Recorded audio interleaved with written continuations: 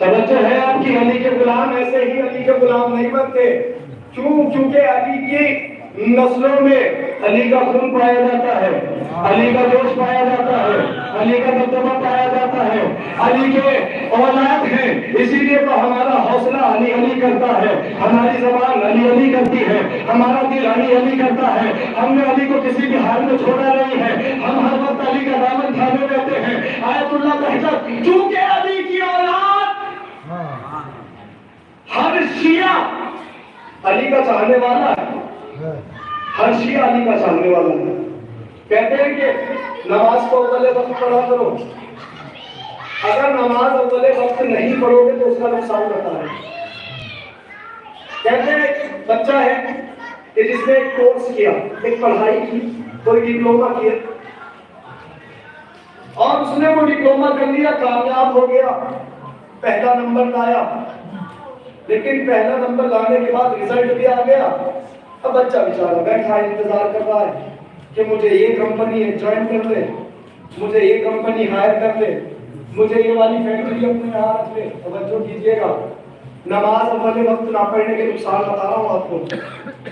نماز پڑھیے تو اول وقت پڑھیے، تاخیر مت کیجیے۔ ٹھیک ہے، کبھی کبھی ہوتی ہے تاخیر، ایسا نہیں ہے، ہم بھی نہیں پڑھ پاتے ہمیشہ اول وقت، کبھی کبھی ہم سے بھی تاخیر ہوتی۔ کہتے ہیں کہ ایک شخص ہے کہ جس نے ڈپلومہ کر لیا، کامیاب ہو گیا، بہترین نمبر لایا، جاب نہیں لگ رہی، جاب نہیں لگ رہی، نوکری نہیں لگ رہی، پریشان ہے۔ آیت اللہ بہتر کہتے ہیں کہ نماز اول وقت پڑھتا ہے تو میرا دعویٰ ہے کہ بر وقت نوکری لگے گی،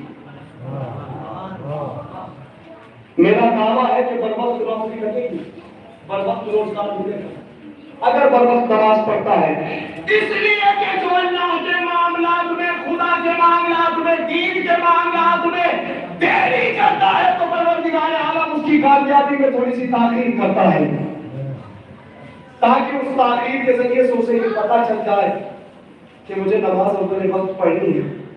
اور بلکہ بہت سے مفسرین نے، میں نے خود قرآن مجید میں پڑھا، بہت سے مفسرین نے نماز کے ثواب کو ختم کر دیا۔ کہتے ہیں کہ پھر نماز کو کوئی ثواب ہی نہیں رہ جاتا، خضوع و خشوع نہیں رہ جاتا اگر اول وقت نماز نہیں پڑھتا آدمی۔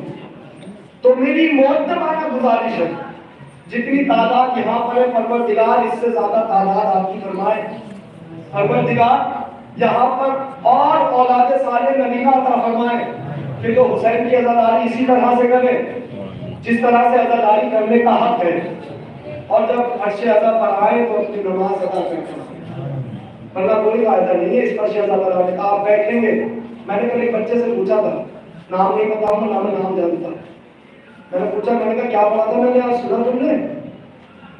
کہا مولوی صاحب کا تو بھول گیا، مولوی صاحب کا تو بھول گیا۔ کل تو میں نے دشمنی اہل بیت کا پڑھا تھا کہ علی کی دشمنی کس طرح سے لوگوں کے دلوں میں ڈالی گئی، وہ بچہ نہیں بتا پایا، نہ آپ معلوم کیجیے گا، میں ممبر سے قسم دے رہا ہوں، وہ بچہ نہیں بتا پایا۔ کیوں نہیں بتا پایا؟ کیونکہ صرف اور صرف یہاں پر بیٹھنا کافی نہیں ہے، یہاں پر حاضر رہنا بھی ضروری ہے۔ یہ عبادت حسین ہے، توجہ کیجیے گا، جب عبادت حسین میں کوئی بیمانی کرے گا تو وہ عزادار نہیں ہو سکتا۔ عزادار وہی ہوگا جو حسین کو سنے گا بھی، حسین کو سوچے گا بھی، حسین کو سمجھے گا بھی، اور حسین اسی وقت سمجھ میں آتے ہیں جب انسان کا جسم پاک ہوتا ہے، انسان کی فکر پاک ہوتی ہے، انسان کا ذہن پاک ہوتا ہے، انسان کی عقل پاک ہوتی ہے، انسان کا خون پاک ہوتا ہے، انسان کے ارادے صاف ہوتے ہیں اور وہ حق کے راستے پر ہوتا ہے، اسی وقت حسین سمجھ میں آتے ہیں۔ باوضو ہو کر آئیے اس پر شہزاد کے اوپر، تب آپ کو یہاں سے ہدایت ملے گی، آپ کو گناہ نہیں ہو سکتی۔ بہت سے لوگ کہتے ہیں مولانا ہم تو مجلس پہ گئے تھے اور بہت کچھ سمجھ میں آیا تو یہ سوچا آج کی بات بالکل غلط کام نہیں کرتی، لیکن مولانا مجلس کے بعد ہمارے رمضان کے بعد پھر اسی کو کرتے پھر وہی کام کر رہے ہیں ہم جو پہلے کر رہے تھے۔ تو آپ مجھے یہ بتائیے اس شخص کے یہاں آنے کا کیا فائدہ ہوا کہ جو آیا بھی ایسا تھا اور گیا تب بھی ایسا تھا؟ کوئی فائدہ ہوا؟ کوئی فائدہ نہیں ہے۔ تو ضروری ہے کہ باوضو ہو کر آئے، جس سے ممکن ہو کل سے وہ باوضو ہو کر آئے، پھر حسین کی عزاداری کا مزہ لیجیے۔ یہ اچھا نہیں لگتا کہ ہم بے وضو ہو کر اور محمد کے تابوت کو چومیں۔